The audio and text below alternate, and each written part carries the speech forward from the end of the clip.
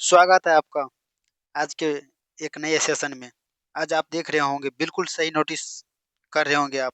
एक पद के लिए 282 200 1283 स्टूडेंट कंपटीशन में बैठ रहे हैं भाई, एडीओ के लिए। चलिए शुरुआत करते हैं, आपको अच्छे से दिखाते हैं, पूरा पेपर कटिंग दिखाते हैं आपको। सबसे पहले तो आप बिल्कुल सही थंबनेल पे आए हैं। बस क्या लगता है आपको, आपका हो जाएगा? सिलेक्शन पॉसिबल है आपका? 1 मिनट आप बने रहिएगा बस, इसी में सारा कन्फ्यूजन दूर हो जाएगा। 12 लाख फॉर्म गिर चुका है भाई, एग्जाम होने वाला है अप्रैल में। चलिए वो भी देख लेते हैं। क्या कह रहे हैं आप? आपका कंपटीशन कितना बढ़ा रहे हैं आप? तो चलिए शुरुआत करते हैं। ओरिजिनल पेपर पे चलते हैं। देख रहे होंगे, आपको आपको दिख रहा होगा आपके स्क्रीन पे। देखिए एकदम इसको एनालिसिस कीजिए। कहाँ है कंपटीशन में आप? आपका दावेदार क्या है? आप कहाँ तक पहुँचने वाले हैं कंपटीशन में भाई? देखिए देखिए यहाँ पे एडीओ के लिए, एईडीओ के लिए एक पद पर 1283 अभ्यर्थी दावेदार। चलिए बनिए शिक्षा पदाधिकारी यहाँ से। इसको पढ़ के बताते हैं पूरा, इसमें क्या कहाँ का खेला किया गया है, पूरा एकदम न्यूज़ का एनालिसिस करके बताते हैं। आप बस बने रहिए लास्ट तक, अपने भाई के साथ बने रहिए और बिल्कुल इसको समझिए कहाँ का कंपटीशन बढ़ रहा है। पटना वरीय संवाददाता के द्वारा ये पेपर कटिंग है। बीपीएससी ने सहायक शिक्षा विकास पदाधिकारी एडीओ प्रतियोगिता परीक्षा का संशोधित कार्यक्रम जारी कर दिया गया है। जो परीक्षा की तिथि है वो जारी कर दिया गया है। आगे वो भी बताया गया है किस तिथि को आपका परीक्षा होगा। परीक्षा में शामिल होने के लिए 935 पदों के लिए 12 लाख से अधिक उम्मीदवार ने आवेदन किया है। देख लीजिए बेरोजगारी की चरम सीमा कहाँ पे है। 935 पद के लिए 12 लाख से अधिक स्टूडेंट है। इसमें आपको क्या लगता है, हर उस फील्ड से स्टूडेंट गुजरेगा जो रेलवे में जॉब कर रहा होगा, या कहीं ना कहीं वो टीचर होगा? टीचर तो अधिक से अधिक भरा होगा फॉर्म इसमें। आपको, आप कहाँ है कंपटीशन में? अगर आप बेरोजगार है तो आप देख लीजिए, सबसे ज्यादा टीचर वाला भी 1 to 5 6 to 8 वाला भरे होंगे, क्योंकि पदाधिकारी सबको बनना है भाई। 12 लाख फॉर्म गिर गया है 935 पद के लिए, ऐसे ही नहीं गिरा है। और बीपीएससी जो मेंस 71वीं बीपीएससी भी दिया होगा अभी अब की बार, और 70वीं जिसका इंटरव्यू चल रहा होगा, वो सभी फॉर्म जरूर भरा होगा। ये बीपीएससी के तहत है पोस्ट। तो आप इस बात को ध्यान रखेंगे। बीपीएससी की यह बड़ी परीक्षाओं में से एक। प्राप्त आवेदनों के अनुसार इस परीक्षा में लगभग एक पद के लिए 1283 उम्मीदवार के बीच प्रतिस्पर्धा होगी। यही कारण है कि आयोग ने परीक्षा 3 चरणों में आयोजित करने का निर्णय लिया है। तो किस निर्णय देखिए, 14 और 15 अप्रैल को होगा आपको। इसके बाद 17 व 18 अप्रैल को, 20 एवं 21 अप्रैल को होना है, निर्धारित की गई है इस संबंध में।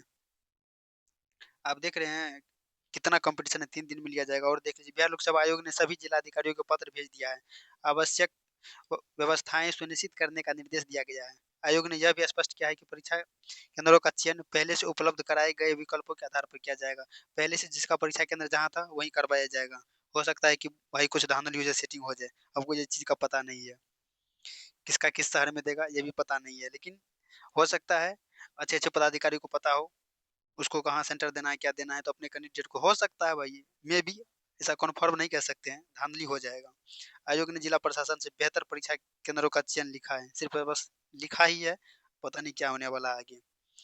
क्योंकि परीक्षा केंद्र पहले फिक्स था, वही सेम है, वही फिक्स ही है, तो उसको चेंज नहीं किया गया। बस सिर्फ क्या किया गया, कैंडिडेट को चेंज करेगा, किसको कहाँ भेजना है वो तो अब राम जाने, कि वहीं फिर भेज दिया जाएगा, पता नहीं। 10 एवं 11 जनवरी को होना था। दूसरा चरण 12 एवं 13 जनवरी को। तीसरा परीक्षा जो है 2 चरण में होना था, जो 15 व 16 को होना था। लेकिन परीक्षा तिथि को रद्द कर दिया गया था, सही बात है। लेकिन अब परीक्षा तिथि को रद्द करने का जो निर्णय था उसका, वो तो निर्णय हो गया था, लेकिन अब यह परीक्षा 14 अप्रैल से होगी। आप लोग जान रहे होंगे 14 अप्रैल से सुबह और दोपहर 2 सत्रों में इसका परीक्षा होगा, क्योंकि पेपर थोड़ा इसका लेंदी है और क्वेश्चन ज़्यादा की संख्या में रहेगा, इसीलिए सुबह और दोपहर 2 टाइम परीक्षा आप ही को देना पड़ेगा। और 3 दिन में एग्जाम चलेगा। आप देख रहे होंगे 14, 15, 17, 18 और 20, 21, इन डेट में आपका एग्जाम होना है। तो चलिए आप अपने तैयारी पे लग जाइए एकदम बढ़िया से। अभी तक आप तैयारी नहीं कर रहे थे तो लग जाइए, क्योंकि भाई कंपटीशन बहुत ज़्यादा बढ़ चुका है। और इतना कंपटीशन, हद पार कंपटीशन है, जिसको आपकी कम नहीं कह सकते हैं। क्योंकि 1283 स्टूडेंट बैठ रहा है, मतलब एक पद के लिए, तो आप सोच सकते हैं कंपटीशन में आप 1200 में से कहाँ हैं, आपका लेवल कहाँ पर है, किस प्रकार है। तो इसीलिए आप ज़्यादा से ज़्यादा अपने सब्जेक्ट को अच्छे से पढ़िए। और सब्जेक्ट में आपका क्या क्या है, सबसे पहले तो वो देख लीजिए, हम बता दे रहे हैं। आपको अच्छे से मैथ पढ़ना है पहले, मैथ, रीजनिंग और साइंस। ये 3 टॉपिक को तो अच्छे से पढ़ना ही है। इसके बाद आपको क्वालीफाइंग पेपर के लिए हिंदी और इंग्लिश भी है, तो ये भी देखना है। इसके बाद आपको पॉलिटी अच्छा से देखना है, बिहार का कुछ क्वेश्चन देखना है, तो जीके का पेपर हम कह सकते हैं उसको, जनरल नॉलेज का पेपर जितना भी है आपके हिस्ट्री से आप अच्छे से अच्छा क्वेश्चन आएगा, क्योंकि बीपीएससी एग्जाम ले रही है, तो आपको वो स्किप नहीं करना है। इसके बाद ज्योग्राफी हो गया, पॉलिटी हो गया, इन सारे जो टॉपिक को अच्छे से देखना है और मॉक टेस्ट अधिक लगाना है। जितना अच्छा मॉक टेस्ट लगाएंगे बीपीएससी का पीवाईक्यू, उतना अच्छा आपका एग्जाम बेहतर जाने वाला है। सबसे आप खास बात ध्यान रखेंगे मैथ और रीजनिंग का, मैथ रीजनिंग साइंस, क्योंकि ये नहीं बदलता है कभी भी, ये एक स्टेबल सब्जेक्ट है। तो आप यहाँ से अगर इन 3 सब्जेक्ट को अगर अच्छे से कंप्लीट कर लेते हैं, और करंट अफेयर्स को तो विशेष ध्यान रखना है, क्योंकि अभी जितना भी एग्जाम चल रहा है करंट अफेयर्स आप देखना ही देखना है आपको।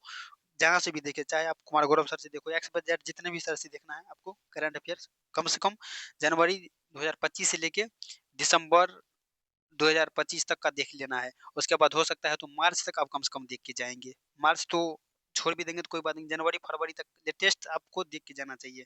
कहाँ से कहाँ तक आप सिलेबस ये समझ लीजिए पहले तो। जनवरी हम लिख देते हैं 2025 से फरवरी 2026, इतना का करंट अफेयर्स कम से कम आपको करके जाना चाहिए हर कुछ। अगर कोई कॉमनवेल्थ गेम्स है 2030 में भी होने वाला है, तो वो आपको देख लेना है। इसके बाद 2025 में जो हुआ वो भी देख लेना है। कुछ ऐसा चीज़ होता है जिसका अवार्ड कि 2024 में ही दे दिया गया रहता है, उसके बाद 2026 तक में भी वो अवार्ड दिया नहीं जाएगा, तो आपको वो भी करंट अफेयर्स देख के जाना है, क्योंकि वहाँ से भी क्वेश्चन आ जाता है, तो आप उसको स्किप नहीं कर सकते हैं। ये आपके लिए एक ब्लंडर साबित होने वाला है, और इससे बेहतर आपको मौका नहीं मिलेगा, क्योंकि कंपटीशन बहुत ज़्यादा है। सिलेक्शन पॉसिबल है या नहीं, कैसे होगा 12 लाख में?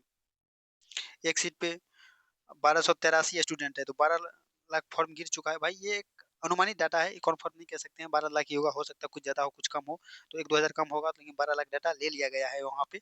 तो आप इतना मान के चलेंगे कंपटीशन बहुत ज़्यादा है, होने वाला है, इतना है कहना मुश्किल है, जो कितना का रिजल्ट होगा, क्या होगा, नहीं होगा, क्योंकि इसमें सारे जॉब वाले स्टूडेंट बैठेंगे, जो टीचर हैं पहले से ऑलरेडी सेलेक्टेड, ऐसे नहीं सेलेक्टेड, सेलेक्टेड का हम बात कर रहे हैं, वो सारा है, वो बाद बाकी बेरोजगार की संख्या तो कम है ही नहीं, तो ये सारे स्टूडेंट बैठने वाले हैं इसमें। बस आप अपना तैयारी को मजबूत रखें, बिल्कुल बेहतरीन ढंग से तैयारी करें। अब इन सब चीज़ों पे ध्यान नहीं देना है, क्योंकि सिलेक्शन लेने वाला 10 पोस्ट में भी एक सिलेक्शन लेके जाता है। अगर 1 लाख भी स्टूडेंट रहे तो उतना मायने नहीं बनता है। तो कोई दिक्कत नहीं है, अगर आपका मेहनत जारी रहेगा, आपके अपने ऊपर आपको कम कॉन्फिडेंस है, तो ज़रूर सिलेक्शन होगा। ऑल द बेस्ट मेरे तरफ से, आपको बधाई हो एडीओ पदाधिकारी के लिए। आप पदाधिकारी बने, मेरे तरफ से बेस्ट ऑफ लक है आपको। ऑल द बेस्ट, धन्यवाद।